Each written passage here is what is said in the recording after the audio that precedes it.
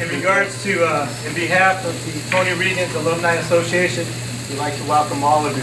We really appreciate you attending this special event for a special person, Dave Ison.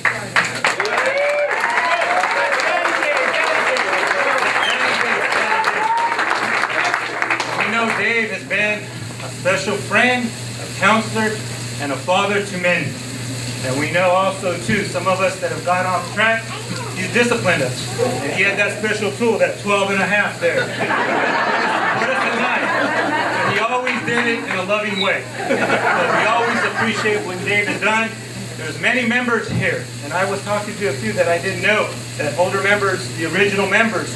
And what we want you to do is please get involved. Let's give back to the clubs. I know there's going to be 5 clubs, and they need our help. So please get involved on this form here. There's a page that you can put your name, your address, and the information that we need, so you can get involved. So please get involved, okay? I'm going to hand this over to the executive director, Mr. Exit. Oh, that's the brother. They love the light. 3 minutes. They love the light. They love 3 minutes.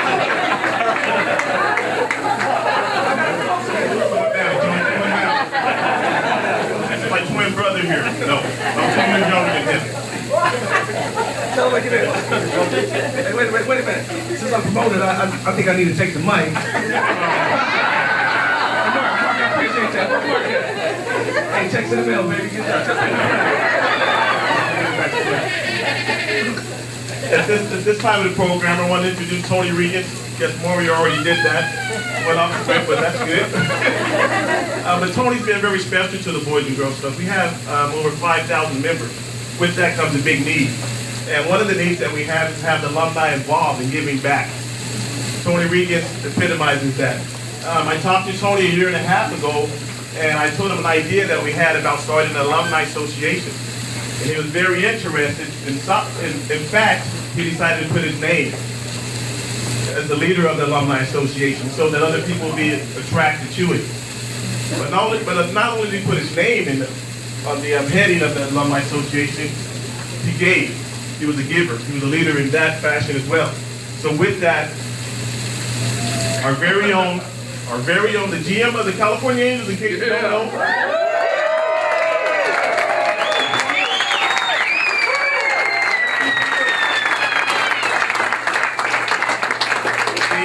Los Angeles Angels of Anaheim. Right. And then the finest, Mr. Tony.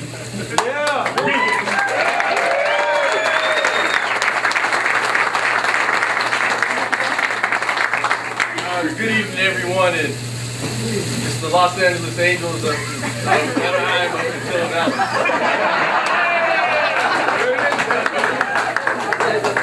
But all kidding aside, it's good to be here. It's good to be amongst friends, and good to see the turnout that we have tonight. This is special, and we're all here for a special reason because of Dave.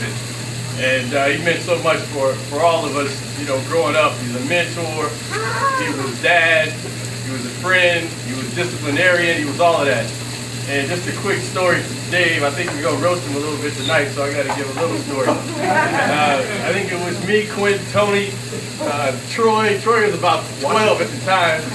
And I think we were like 14 and 15. And Larry Matthews, I don't know where he is, but Larry Matthews was there too. And we were in the club after hours, not supposed to be there. And drinking beer in the back room. So we learned some good things at the club, and we learned some well, we got to keep it real because we learned some good things at the club, and we learned some bad things. And that was one of those nights where we got over our skis, and you know, Dave walked in while we were drinking the beer in the pool room, and he walked right past us, didn't say a word, and he walked right out. But the next morning, we was working at the time too. And the next morning, he just called us all in the office, and we saw the rap of Dave Ison. I've never seen him piss before. He was pissed that time, so that stayed with me though. And you know, with Dave, this guy, my mom trusted my livelihood really, and my young adulthood to Dave, which meant a lot to me because if she trusted Dave, that meant a lot to me. So this guy is one of the best guys I've ever met in my life, and I'm not where I am without Dave Ison. And you know, you're an awesome guy, man. There's one word I think that describes Dave, and this guy is special. He's special. He's genuine. He didn't care if you were black, white, Hispanic, Asian. He was genuine, and everything that he stood for, it trickled down to all of us. So, guys, we're privileged and we're blessed to be able to know this man because he's one of a kind, and it's always good to give your flowers while you can see them. So, hey.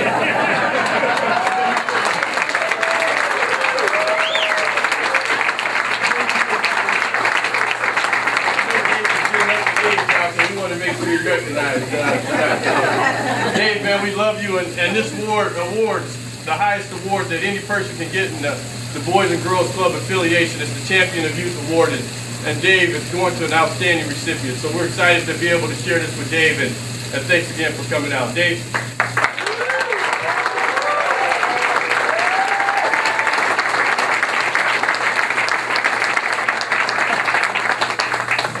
I'm just going to conclude with this. This is a gift that I brought from Dave, but actually it's just a re-gift. Somebody gave it to me, so I'm giving it to you.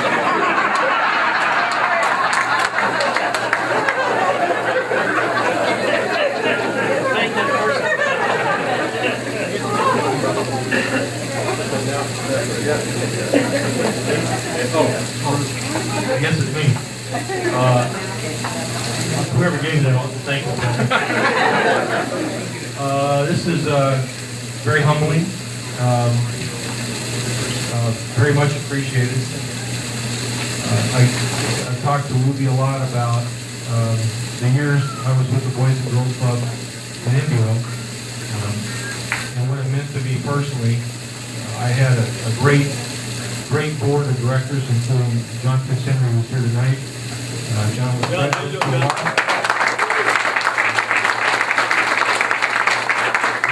I had the experience of working at some other Boys and Girls Clubs, and I never saw a board of directors as committed to kids as the group here in the Coachella Valley. They still are. They're still as effective as they were the day they started in 1964.